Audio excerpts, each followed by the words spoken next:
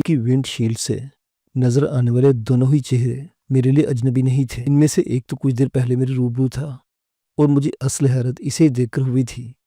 वो निगत थी जिससे मैं इसके घर में रस्सियों से जकड़ी छोड़ाया था, लेकिन वो हैरत अंगेज तौर पर इस कदर मुख्तसर वक्त में न सिर्फ आज़ाद हालत में मेरी नज़रों के सामने मौजूद थी, बल्कि वो मेरे बदतरीन दुश्मन इकराम को भी अपने साथ लगा लाई थी। इकराम के खतरनाक इरादों का अंदाज़ा लगाना मेरे लिए ज़रा भी मुश्किल ना था। मैं इसके हाथों में मौजूद की झलक देख चुका था। लम्हा भर की हिचकिचाहट मुझे अगले जहां की सैर करवा सकती थी।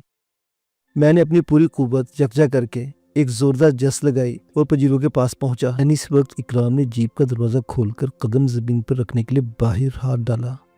मैं किसी जंगली भैंसे की तरह पूरे जोर से जीप के अधखुले दरवाजे से जा टकराया। नतीजा मेरी तो से कहीं ज़्यादा शानदार निकला। फिजा में एक जिगर खराश चीख गूंजी। इकराम की दाईं पिंडे की हड्डी दरवाजे की जद में आकर बुरी तरह कुचली गई थी। दर्द की शिद्दत से इसका चेहरा मस्क हो गया था। इसने इसरारी तौर पर जीप के दरवाजे का सहारा लेना चाहा, लेकिन अपना तवाज़ुन बरकरार रखने में नाकाम रहा और लड़खड़ाकर जीप से बाहर नीम पुख्ता ज़मीन पर ढेर हो गया। इसका मौजर जीप के अंदर ही रह गया था। मैंने इकराम को इसके हाल पर छोड़ा और तेज से जीप की दूसरी जानिब बढ़ा। मैं जो ही जीप के खुले दरवाजे के पास पहुंचा, मेरी नज़र निगत पर पड़ी और झुककर जीप के फर्श पर पड़े मौजूद पर हाथ डाल चुकी थी। तहाँ मैंने इसे इस तबाहकुन हथियार से काम लेने की मोहलत न दी। टीटे की दस्ते की ज़रब गुद्दी पर लगते ही वो एक झटके से साकित हो गई। इसकी तरफ से मुतमिन होते ही मैं एक बार फिर इकराम की जानिब मुतवज्जो हुआ। वो अभी तक करबो अजियत के शिकंजे में बुरी तरह जकड़ा हुआ था, लेकिन मैं अच्छी तरह जानता था कि इस जैसे सख्त जान शख्स के लिए ये अजियतनाक ज़्यादा देर जंजीर नहीं बन सकेगी। चुनांचे मैंने इस मूजी का फन कुचलना सबसे ज़रूरी समझा। मैंने इसकी खोपड़ी पर सोल का दस्ता आजमाने के लिए आगे बढ़ने ही वाला था कि फिजा में गोली चलने की कड़ी आवाज़ ने हलचल मचा दी। इस गोली का निशाना मैं ही था, लेकिन मेरी खुशकिस्मती यह गोली चलाने वाले का अनाड़ीपन के गोली मेरे जिस्म में पेवस्त होने के बजाय जीप की बाड़ी में पेवस्त हो गई थी। लम्हा भर के तवक्कुर से दूसरा फायर हुआ, लेकिन इस दौरान में मैं खुद को जीप की आड़ में छुपाने का कामयाब हो चुका था। गोली चलाने वाला मुझे यहाँ तक लाने वाले चारों अफराद में से एक सही सालिम बच जाने वाला वाहिद शख्स था। मैंने इसे निहत्ता तो कर दिया था, लेकिन इकराम से मसरूफ़ बेकार हो जाने के बाइस मैं वक्ती तौर पर इसे फरामोश कर बैठा था। इस मोहलत से फ़ायदा उठाकर इसने अपना हथियार वापस हासिल कर लिया था और अब मेरी ज़िंदगी के दर पे था। इसके अंदाज से साफ ज़ाहिर था कि मुझे इन ताबचक पहुँचाने के लिए वो अपनी जान पर खेल जाएगा। मुझे जीप की आड़ में छुपते देखकर वो कदरे तज़ब्ज़ुब में मुब्तला हो गया था। ये सूरत हाल खुद इसके लिए भी ख़तरनाक साबित हो सकती थी। फिर मैंने इसे मोहतात कदमों से जीप के दाएं जाने बढ़ते देखा। वो शायद पहले इकराम की सलामती यकीनी बनाना चाहता था, कबल इसके कि वो किसी मुनासिब ज़ाविये पर पहुंचकर मुझे निशाना बनाने की कोशिश करता। मैं सांप की मानिंद रेंगता वो जीप के नीचे पहुंच गया। मुझे हमलावर शख्स की झलक फ़ौरन ही नज़र आ गई, लेकिन मैं इसे फौरी तौर पर निशाना नहीं बना सका, क्योंकि रास्ते में इकराम का भारी भरकम जिस्म हायल था। वो अभी तक ज़ख्मी सांप की तरह किरबिरा रहा था। मैंने इसे बचाते हुए अपनी जान के दर पे शख्स पर गोली चलाना चाहिए, लेकिन मैं अपने इस इरादे को अमली जामा न पहना सका। मेरे अंदाजे की ज़रा सी गलती इकराम को मौत के मुंह में धकेल सकती थी। मैं ये ख़तरा मोल लेने को तैयार ना था। वो वाहिद ऐसा शख्स था जिसके ज़रिए मैं काशिफ, उमर और अशरफ को अगवा करने वाले अफराद तक पहुँच सकता था। इसकी मौत मुझे मुकम्मल तौर पर तारीकी में धकेल सकती थी। खुशकिस्मती से मेरी मुश्किल खुद ही हल हो गई। टीटी बरदार चंद कदम मज़ीद आगे बढ़ा। एन इसी वक्त इकराम ने करवट बदली। अब मेरा शिकार पूरी तरह मेरी जद में था। मैंने इत्मीनान से इसके दाएं घुटने को निशाना बनाया और टीटी पिस्तौल का ट्रैगर दबा दिया। फिजा में गूंजने वाली चीख बड़ी होलनाक थी, लेकिन इस लम्हे ये आवाज़ मुझे ज़िंदगी के तहफ़्फ़ुज़ का पैगाम देती महसूस हुई। मैंने तेज़ी से पलटा खाया और जीप के नीचे से निकल आया। मुझे अपनी जानिब बढ़ते देखकर इकराम के चेहरे पर अजीबोगरीब तासुरात नमूदार हुए। वो चंद लम्हों तक अपनी अजियत फरामोश कर बैठा था। इसकी हालत ज़्यादा देर बरकरार न रही और वो एक बार फिर दर्द की शिद्दत से अपना सर ज़मीन पर पटकने लगा। इसके हलक से दर्दनाक कराहें बरामद हो रही थी। शायद इसकी पिंडे की हड्डी दो टुकड़ों में बट गई थी। मैंने नहायत जांच तोलकर इसकी खोपड़ी पर पिस्तौल के दस्ते की ज़रब लगाई और इसे इस अजियतनाक अजाब से वक्ती निजात दिला दी। इकराम के बाकी 4 गुर्गों में से 2 बिल्कुल बेहिस होकर नजर आ रहे थे, जबकि बाकी 2 की हालत भी नगुफ्ता बे थी। दोनों किसी भी किस्म की मुज़ाहमत के काबिल नहीं थे। मैंने इनके हाल पर छोड़ा और इकराम की जानिब मुतवज्जो हुआ। निगत की कीमती रेशमी चादर को फाड़कर रस्सी की शक्ल देने और इनसे इकराम को अच्छी तरह जकड़ने में मुझे ज़्यादा देर न लगी। निगत को घसीट कर जीप से नीचे फेंक मुझे ज़रा भी दुख न हुआ। इसने अपनी हरकतों से साबित कर दिया था कि वो किसी भी रायत की मुस्तहिक नहीं थी। ग्रांडेल इकराम को अपनी जीप के अंदर डालना खासी पुरमुशक्कत वर्जिश साबित हुई। ये मरहला मुकम्मिल होते ही मैंने इत्मीनान का सांस भी नहीं लेने पाया था कि एक नई मुसीबत अपनी जानिब बढ़ती नजर आई। इस हंगामा आराई और फायरिंग के नतीजे में आसपास के तमाम लोग इस जानिब मुतवज्जो हो गए थे। इस खतरनाक सूरत हाल के पेश नज़र उन्होंने फौरी मुदाखलत तो नहीं की, ताहम वो महफूज फासले पर रहते हुए न जाने कब से इस फुल एक्शन थ्रिलर फिल्म से लुत्फानंदोज़ हो रहे थे। अब जबकि ये सीन तकरीबन मुकम्मल हो चुका था, वो अपनी मौजूदगी साबित करने के लिए अमली कार्रवाई के दर पे थे। गली की मोड़ से झांकने वाले अफराद की तादाद 2 दर्जन के लगभग तो ज़रूर होगी। वो चीख कर आपस में सुलह मशवरे कर रहे थे। मैंने इन पर कोई तवज्जो न दी, लेकिन उनमें से एक के हाथ में डबल बैरल शॉटगन की मौजूदगी ने मुझे मोहतात होने पर मजबूर कर दिया। अगर ज़रा भी मज़ीद ताख़ीर करता तो वो मेरे फ़रार के रास्ते मसदूद कर सकते थे। अगर इस दौरान में खुदा न खास्ता पुलिस पहुंच जाती तो सूरत हाल मेरे काबू से बाहर हो सकती थी। वजीरों के इंजन की गर्ज ने इन लोगों में खलबली मचा दी। मैंने जीप को रिवर्स करके इस करू गली के मोड़ की तरफ कर दिया। मेरे इरादा भापते हुए शॉटगन बरदार शख्स ने पोजीशन लेना चाहिए, लेकिन इसी वक्त मैंने मौजू संभाला और इसका रुख आसमान की जानिब करके ट्रैगर दबा दिया। ऑटोमेटिक फायर की होलनाक तरतराहट ने लोगों के ओसान खता कर दिए। वो सब एक दूसरे पर गिरते पड़ते भागे। मैंने जीप को चंद गज आगे बढ़ाया। इसके बाद फिर हल्का सा ब्रस्ट फायर किया, जिसने रही सही कसर भी पूरी कर दी। जीप गली के मोड़ पर पहुंची तो वहाँ दूर दूर तक कोई जीरो मौजूद नहीं था। मैंने मज़ीद तवक्कुफ करना मुनासिब न समझा। जीप तूफ़ानी रफ्तार से आगे बढ़ती हुई बगैर किसी मुज़ाहमत के सड़क पर पहुँच गई। ताहम मैंने इस वक्त उसकी रफ्तार कम नहीं की जब तक मुझे यकीन नहीं हो गया कि मैं ख़तरे की जद से बाहर आ चुका हूँ। मैं नागन चौरंगी से घूमकर सोराब गोट और फिर गुलशन इकबाल पहुँच गया। मुझे अब किसी ऐसे ठिकाने की ज़रूरत थी जहाँ मैं इत्मीनान से इकराम की ज़ुबान खुलवा सकता, और ऐसी जगह का बंदोबस्त नाइमा की मदद के बगैर मुमकिन ना था। असल मसला ये था कि तब तक इकराम को लोगों के नज़रों से कैसे महफूज रखा जाता। सबसे बड़ी मुसीबत तो वो पजीरो थी। ये महंगी और नई नकोर गाड़ी खामखा लोगों की निगाह का मरकज़ बन रही थी, और ऐसे लोगों की भी तो कभी कमी नहीं होती जो हसीन चेहरों की तलाश में हर गाड़ी को नज़र से खंगालना अपना फ़र्ज़ अव्वलीन समझते हैं। अगर उनमें से कोई इकराम की मौजूदगी से आगाह हो जाता तो मैं आजमाइश में गिरफ्तार हो सकता था। फ़ोन करने के लिए मुनासिब और अलग तक जगह तलाश करने में मुझे खासी देर लग गई। बिलाखिर मैं अपने मकसद में कामयाब हो गया। नाइमा ने मुबहम अल्फाज में मिलने वाला पैगाम फ़ौरन समझ लिया। इससे मुझे एक मखसूस मकाम पर इंतज़ार करने को कहा और फ़ोन बंद कर दिया। मैं यूनिवर्सिटी रोड का तवील चक्कर काट कर मुतलूबा मुकाम पर पहुंचा तो नाइमा को गाड़ी समेत मुंतज़िर पाया। मुझे यकीन नहीं आ रहा कि आप वाकई इसे काबू कर लाने में कामयाब हो चुके हैं। इसके लहजे में तजस्सुस और हैजान की लर्जिश वाज़ेह थी। यकीन तो खैर आपको आ भी जाएगा जब आप इसकी मनहूस शक्ल देखेंगी। अब आप ये बताएंगे इस खबीस को रखा कहाँ जाए? ये जीप किसी भी वक्त हमारे लिए फंदा साबित हो सकती है। वो ऐसा करें, सबसे पहले तो इसे मेरी गाड़ी में डिक्की में मुंतकिल कर दें, फिर इत्मीनान से इसकी आखिरी आरामगाह का बंदोबस्त करेंगे। आप नहीं जानते मुझे इससे कितने हिसाब चुकाने हैं। नाइमा के लहजे में तलखी नुमायां थी। इकराम अभी तक पूरी तरह बेहोश था, तब हमने एहतियातन इसके मुंह में कपड़ा ठूंस दिया। इसके जुस्से के लिहाज से नाइमा की कार की डिग्गी खासी तंग थी, तहम नाइमा इससे किसी भी किस्म की रायत बरतने को तैयार नहीं थी। इस दौरान में हमने पूरी एहतियात रखी थी कि मुसाफिर की गाड़ी तब्दील करने का किसी को पता न चल सके। हमने इकराम की पजीरो वहीं छोड़ी और आगे बढ़ गए। गाड़ी चलाते हुए नाइमा बेहद शादा और फरहा नजर आ रही थी। मैंने इसे मुख्तसरन अपनी कार्रवाई के बारे में बताया तो इसने अज़ाद तहसीन की बारिश कर दी। आज मेरी ज़िंदगी की बहुत बड़ी आरज़ू पूरी हो गई। ये बदबख्त समझता था कि दुनिया में कोई भी इसका रास्ता नहीं रोक सकता, जिसे चाहे अपने कदमों में लौटने पर मजबूर कर सकता है। अब इसे एहसास होगा कि खुदा ने हर फिरौन के लिए एक मूसा पैदा फरमा रखा है। लेकिन हम जा कहाँ रहे हैं? मैंने गाड़ी को सुपर हाईवे पर हैदराबाद की जानिब बढ़ते देखा तो पूछा। नाइमा ने पुरएतमाद लहजे में मुझे तसल्ली दी। आप बेफिक्र रहें, हम जिस जगह जा रहे हैं वो हमारे मकसद के लिए मौजू तरीन है। वहाँ हमें हर किस्म की सहूलतें मुयस्सर होंगी, बल्कि कोई हमारे काम में मुदाखलत भी नहीं करेगा। इसकी बात सुनकर मैं मुतमईन हो गया। नाइमा शायद जानबूझकर नासुस्त रफ्तारी से गाड़ी चला रही थी। चुनांचे नूरियाबाद के करीब जब हम पेट्रोल पंप से टैंकी फुल कराने के लिए रुके तो सूरज मगरिब में झुकने लगा, और चंद किलोमीटर आगे चलकर जब हमने सुपर हाईवे को छोड़कर गैर हमवार लेकिन पुख्ता सड़क पर रवाना हुए तो अंधेरा पूरी तरह गालिब आ चुका था। इस बेहंगम और वीरान सड़क पर हमारा सफ़र चंद ही किलोमीटर जारी रहा होगा, लेकिन इस मुख्तसर सफ़र ने हमारे जोड़ को हिलाकर रख दिया। मुझे बार बार इकराम का ख्याल आ रहा था। इस तंग और तकलीफ दे टिक्की में इसका तो भुरता बनकर रह गया होगा। इधर नाइमा पर खरंडेपन का दौरा पड़ा हुआ था। वो हर हंसने और न हंसने वाली बात पर कहके लगा रही थी। इस वक्त वो ऐसी नौउम्र और शोखो शंग लड़की नजर आ रही थी जिसे पहली बार ज़िंदगी की खुशियों से हिस्सा मिला हो। वो मुझे अब तक के मामूल के बरअक्स आपके बजाय तुम कहकर मुखातिब कर रही थी। اس کی کیفیت میرے لیے قدرے حیران کن ہونے کے ساتھ ساتھ خوش آئند بھی تھی، اور میں اس کی شکفتہ مزاجی کا بھرپور ساتھ دینے کی کوشش کر رہا تھا۔ آخر کار وہ تھکا دینے والا سفر اپنے اختتام کو پہنچا۔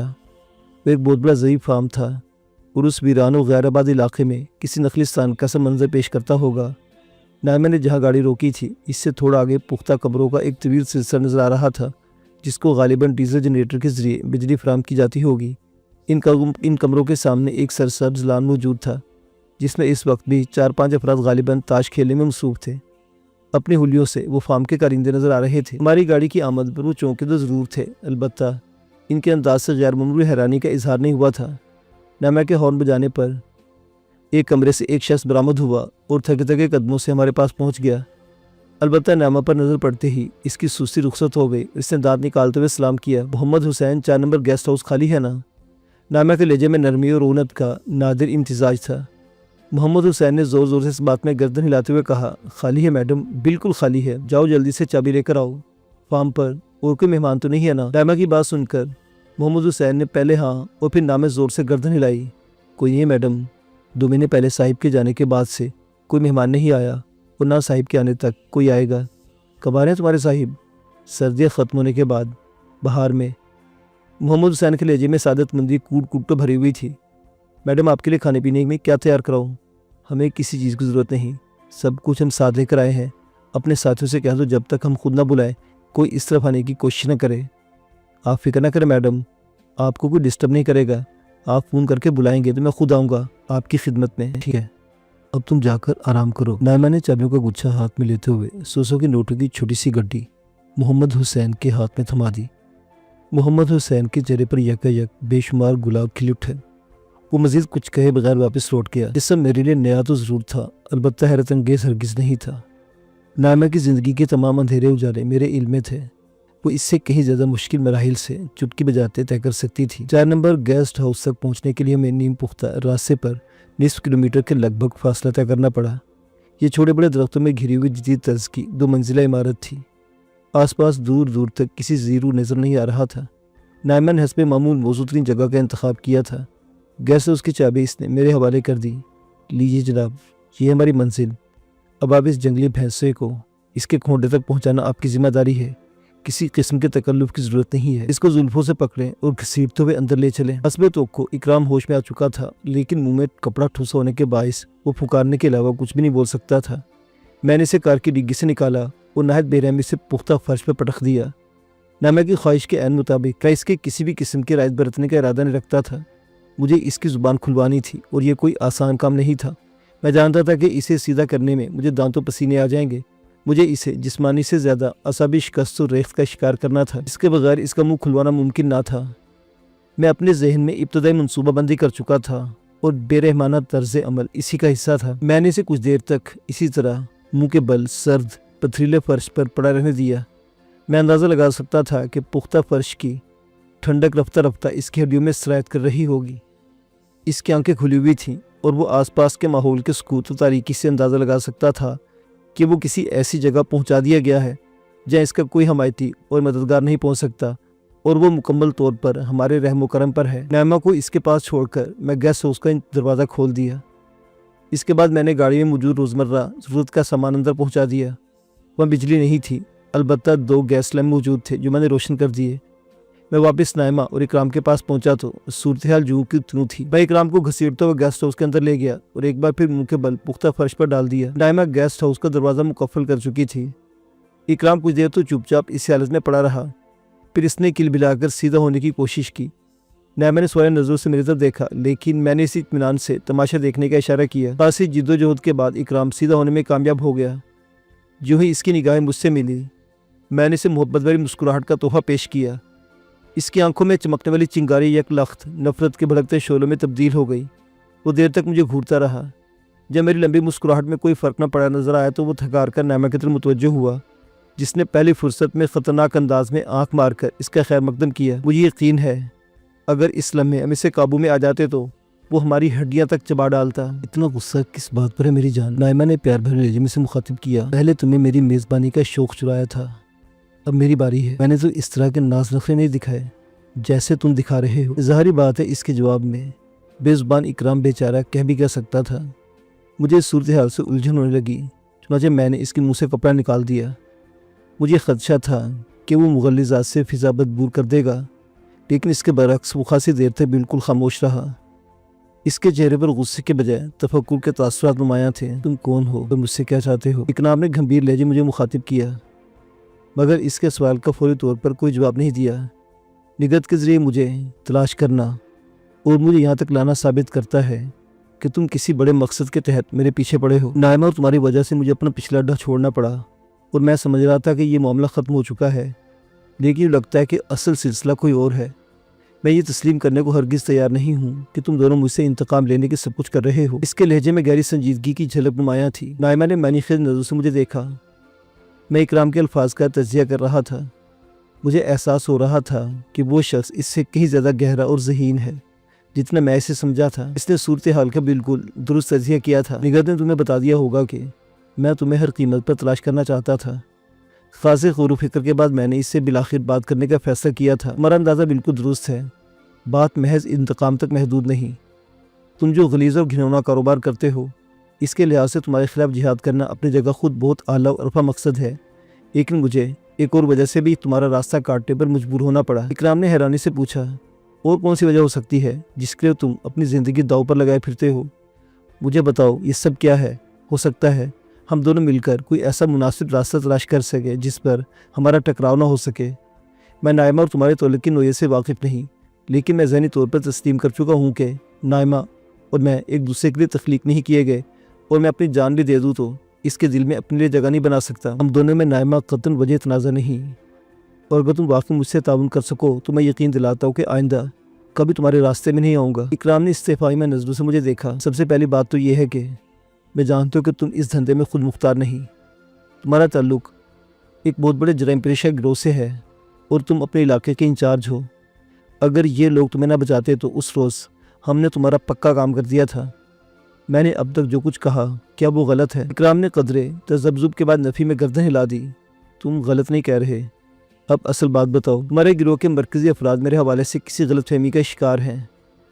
وہ سمجھتے ہیں کہ میرے پاس کوئی ایسی چیز موجود ہے جو ان کے لیے خطرناک ثابت ہو سکتی ہے۔ وہ اس چیز کے حصول کے لیے بار بار مجھ پر دھاوا بولتے رہتے ہیں۔ اس دوران میں دونوں طرف سے لوگوں کو اچھا خاصا نقصان بھی اٹھانا پڑا۔ اچانک اکرام نے میری بات کاٹ دی۔ اچھا تو وہ تم ہو جس نے پوری تنظیم کو عذاب میں ڈال رکھا ہے۔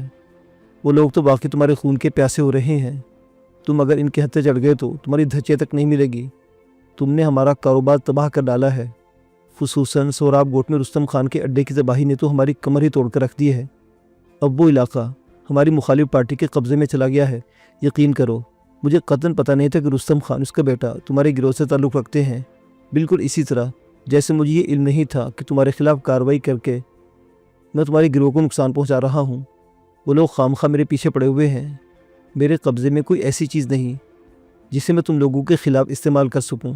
اگر کوئی ایسی چیز میرے پاس ہوتی تو میں بہت پہلے تمہارے خلاف استعمال کر چکا ہوتا، یا پھر مجبوراً تم لوگوں کے حوالے کر دیتا۔ میں اس آنکھ مچولی سے تنگ آ چکا ہوں۔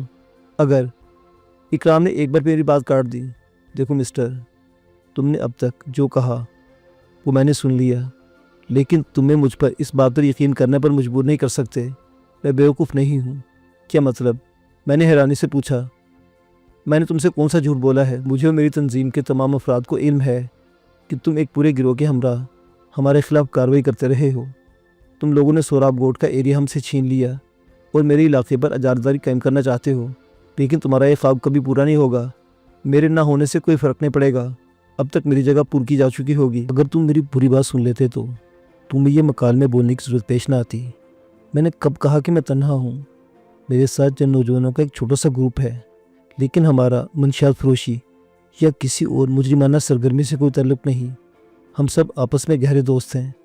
اس سارے معاملے کی ابتدا اس وقت ہوئی جب تمہاری تنظیم کے لوگوں نے اس نامعلوم ڈائری کے چکر میں میری زندگی اجیرن کر دی۔ مجبوراً مجھے روپوش ہونا پڑا کیونکہ میں نے اس منحوس ڈائری کی شکل تک نہیں دیکھی، اور تمہارے ساتھی میری بات کو سچ تسلیم کرنے کو تیار نہیں۔ میری روپوشی کے بعد تمہارے ساتھیوں نے میرے دوست کاشف کو اغوا کر لیا، جو ابھی تک انہی لوگوں کے قبضے میں ہے۔ اس کے بعد انہوں نے میرے دو دوستوں اشرف اور عمر کو بھی اغوا کر لیا۔ ان کا آج تک پتہ نہیں چل سکا۔ میں جانتا ہوں کہ ان تینوں کو کس لیے اغوا کیا گیا ہے۔ تمہاری تنظیم کے کرتا دھرتا इन तीनों के बदले में मुझसे वो डायरी हासिल करना चाहते हैं। तुम ये बताओ, जब मुझे उस डायरी के बारे में सिरे से इल्म ही नहीं, तो मैं इसे इनके हवाले कैसे कर सकता हूँ? महज इस गलतफहमी के बाइस हम लोग खामखा एक दूसरे के जानी दुश्मन बन गए और मेरे दोस्तों की ज़िंदगी भी जहन्नुम बनकर रह गई है। मेरी बात ख़त्म होने पर इकराम ने फौरी तौर पर कोई जवाब नहीं दिया। वो गालिबन फैसला नहीं कर पा रहा था कि मेरी बातों के जवाब में किस रद्द-ए-अमल का इजहार करे। खासी देर सोच में डूबे रहने के बाद इसने कहा, मैं नहीं जानता कि तुम्हारी सुनाई हुई कहानी में कितना सच और कितना झूठ है। तुम ये बताओ कि इस मामले में मैं क्या कर सकता हूँ? तुम्हारे बारे में मुझे जो कुछ भी इल्म है वो मेरे ग्रुप के दोस्तों ने बताया है। मुझे ऊपरी सतह के लोगों ने तुम्हारे हवाले से एतमाद में नहीं लिया, क्योंकि तंजीम में मेरी पोजीशन इतनी अहम नहीं है। अगर तुम्हारे साथी तंजीम के कब्ज़े में भी हैं तो मुझे उनके बारे में कोई इल्म नहीं, ना ही मैं अपने सीनियर से तुम्हारी सिफारिश कर सकता हूँ, क्योंकि मैं खुद भी तुम्हारे झूठे या सच्चे होने के बारे में यकीन से कुछ नहीं कह सकता। मुझे तुम्हारी सिफारिश या अमली मदद की ज़रूरत नहीं। तुम मुझे अपनी तंजीम के हेडक्वार्टर और चीज़ा ठिकानों के पता बता दो। अपने साथियों को बरामद मैं खुद ही करा लूँगा। तुम अगर रज़ाकाराना तौर पर अपनी ज़ुबान खोल दो तो तुम्हारी मेहरबानी होगी, क्योंकि मैं तुम पर तशद्दुद नहीं करना चाहता। तुम लाख बुरे से ही, लेकिन बहरहाल एक बहादुर इंसान हो और मैं बहादुरों की दिल से कदर करता हूँ। याद रखो, मुझे अपने साथियों को हर कीमत पर आज़ाद कराना है, ख़्वाह इसके लिए मुझे अपनी जान देना पड़े या किसी की जान लेना पड़े। मैंने पत्थर की तरह ठोस और बेलचक लहजे में कहा, तुमने जिस तरह जान पर खेल कर मुझे काबू किया है वो तुम्हारी बहादुरी और इरादे की मजबूती साबित करने के लिए काफ़ी है। इकराम ने धीमे लहजे में कहा, मैं खुद भी बहादुरों की कदर करता हूँ, लेकिन अफसोस इस मामले में तुम्हारी कोई मदद नहीं कर सकूँगा। इकराम मजीद न जाने क्या कहने वाला था, लेकिन गैस हाउस के दरवाजे पर होने वाली ज़ोरदार दस्तक ने मेरी तवज्जो इसकी तरफ से हटा दी। इतनी रात गई किसी की वह आमद हमारे लिए कतई गैर मुतवक्को थी। मैंने नाइमा की तरफ देखा। इसके चेहरे पर भी हैरत और इज़्तिराब के तासुरात नुमायां थे। काम के कारिंदे ने कहा था कि अगर इसे हमसे राब्ते की ज़रूरत पड़ी तो वो फ़ोन इस्तेमाल करेगा, लेकिन हमारी नज़रों के सामने फ़ोन खामोश पड़ा था। हम कोई फैसला नहीं कर पा रहे थे कि दरवाजे पर एक बार फिर ज़ोरदार दस्तक हुई। वो जो कोई भी था खासा बेकरार महसूस होता था। मैंने नज़रों में नाइमा से मशवरा किया और फिर तेज़ी से इकराम की तरफ बढ़ा, जिसके चेहरे पर तजस्सुस और बेचैनी की झलक नजर आ रही थी। मैंने इसकी कमरे में हाथ डाला, इसे उठाया और मुसहरी की दूसरी तरफ अंधेरे में फर्श पर लिटा दिया और उसके मुंह में कपड़ा बांधने लगा। मैं इकराम की जुबानबंदी करके फारिग हुआ था कि अचानक एक हैरतअंगेज़ मंजर ने मेरे जिस्म में सनसनी की लहर दौड़ा दी।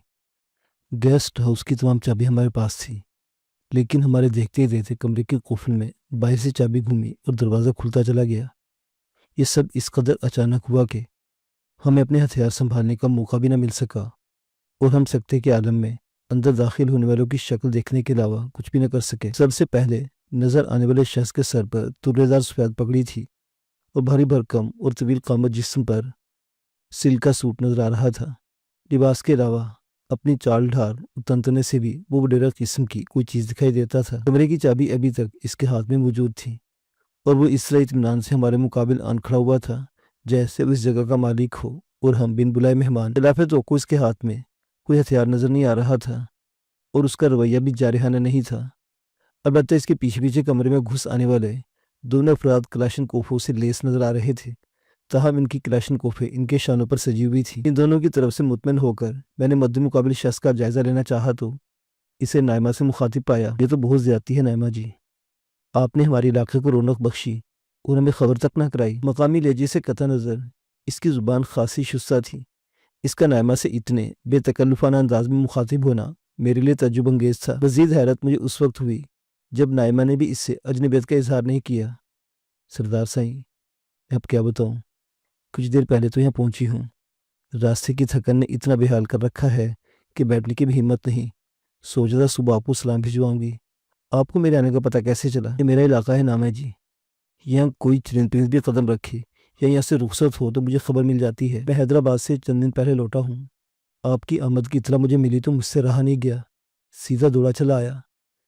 वो इस कदर वालियाना लहजे में बात कर रहा था कि जैसे अभी नामा के कदमों में सर रख देगा। मेरे लिए इसके और नामा के मरासिम की नोयत का अंदाज़ा लगाना मुश्किल ना था, लेकिन इस वक्त इसकी नागहानी आमद ने मेरे सारे किए किराए पर पानी फेर दिया था। मैंने शाक की नज़रों से नामा की जानिब देखा, लेकिन वो शायद निज़ामत के मारे मुझसे निगाहें मिलाने से गुरेजा थी। नवाज़ सरदार नायत बेतकल्लुफ़ी से इसके साथ वाले सोफे पर काबिज़ हो चुका था। इसकी उम्र 40-42 साल रही होगी। اگر اس کے چہرے پر کلہاڑی کے زخم کا گہرا نشان نہ ہوتا تو اسے خاصا خوش شکل اور وجیح قرار دیا جا سکتا تھا۔ اس زخم کے باعث اس کی بائیں آنکھ بھی ضائع ہو چکی تھی۔ اس یک چشم سردار نے مجھے ذرا سے بھی توجہ کے قابل نہیں سمجھا تھا۔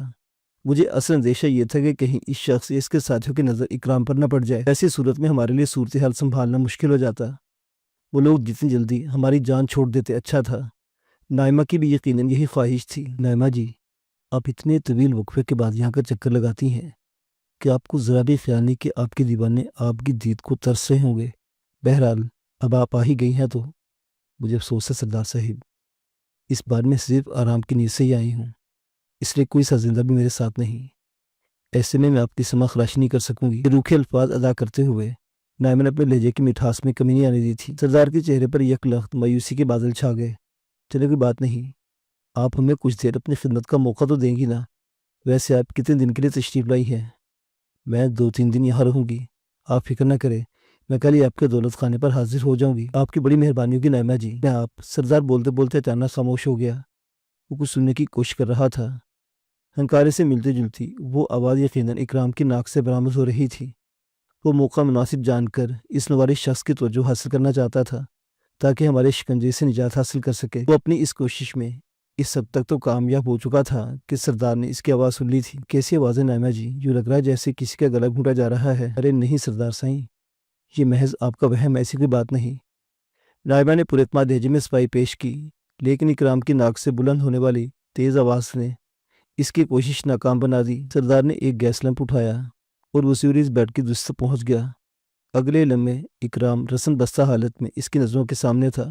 یہ کون ہے نائمہ جی؟ اور آپ نے اسی کو باندھ کے ڈال رکھا ہے؟ نائمہ نے بے بسی کے عالم میں میری طرف دیکھا۔ اس صورتحال نے میرے اعصاب جھنجھنا کر رکھ دیے۔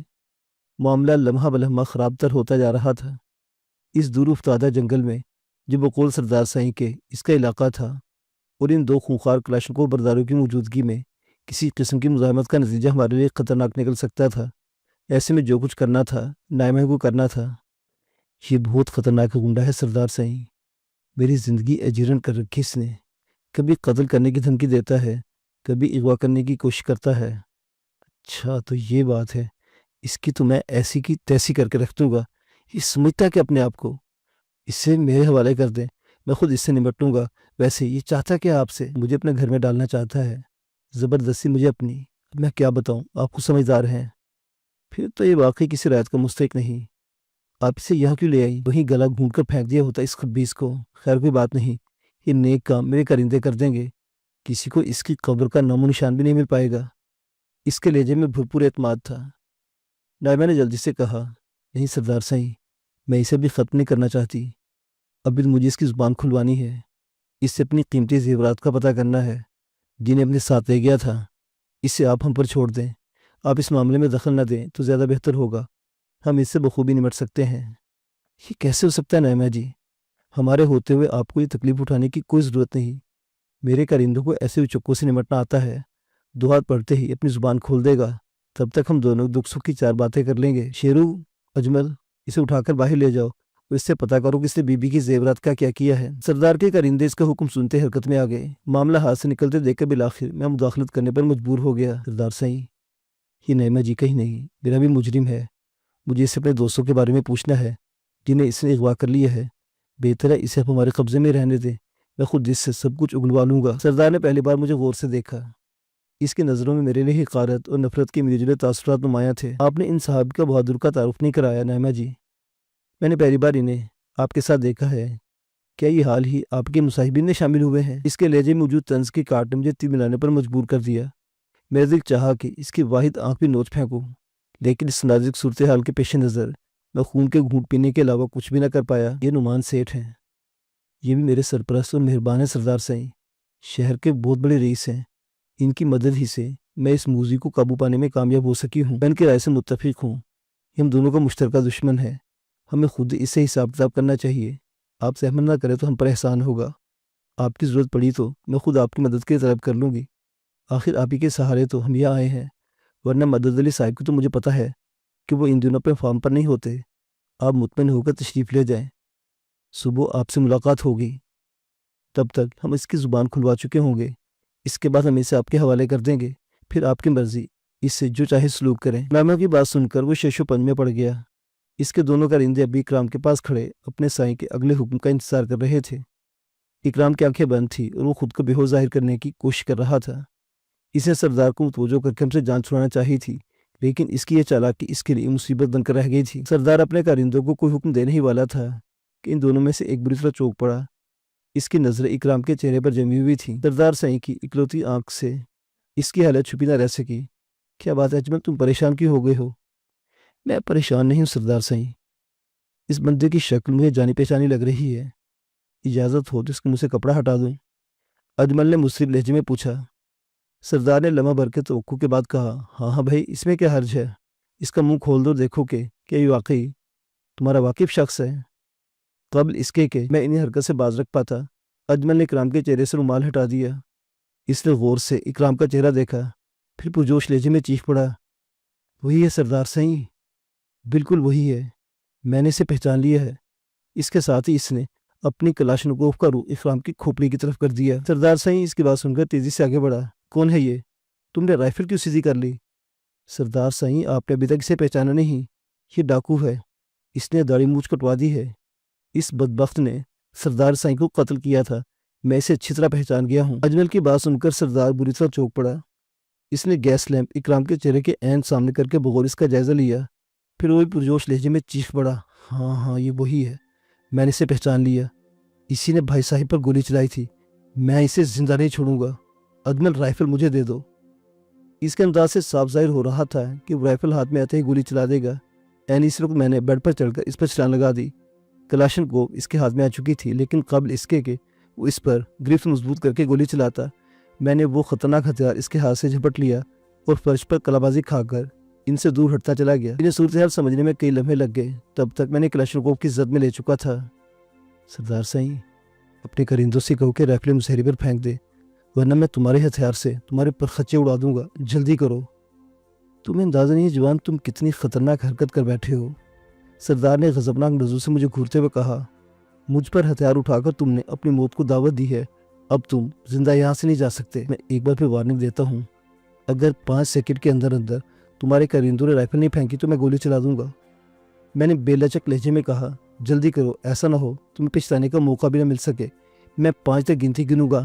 ایک سردار شاید کوئی خطرناک دھمکی دے کر مجھے ڈرانے کا ارادہ رکھتا تھا، لیکن میں نے کلاشنکوف کی نال سیدھی کر کے اس کی سینے کی طرف کی تو اس کا چہرہ یک لخت زرد پڑ گیا۔ 2 کمرے کی خاموش فضا میں میری آواز گونجی۔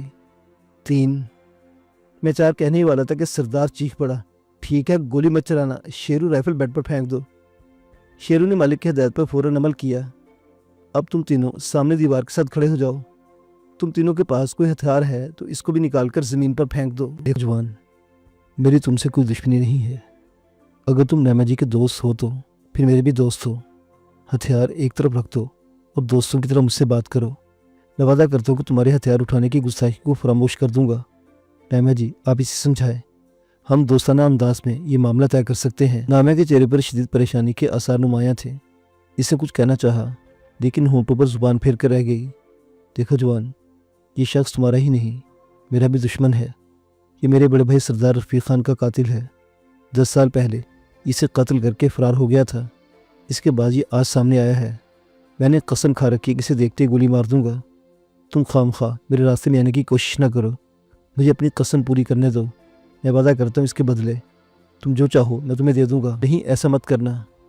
اچانک کمرے میں اکرام کی آواز گونجی، مجھے اس شیطان کے حوالے نہ کرنا، اس نے اپنے بھائی کو خود قتل کرایا ہے، تم مجھے یہاں سے لے چلو، تم جو کچھ کہو گے میں بتا دوں گا، میں وعدہ کرتا ہوں۔ اس کی بات سن کر سردار کی آنکھوں میں خون اتر آیا، اس نے غیظ و غضب سے بے قابو ہو کر آگے بڑھنا چاہا، اسی وقت میں نے گولی چلا دی۔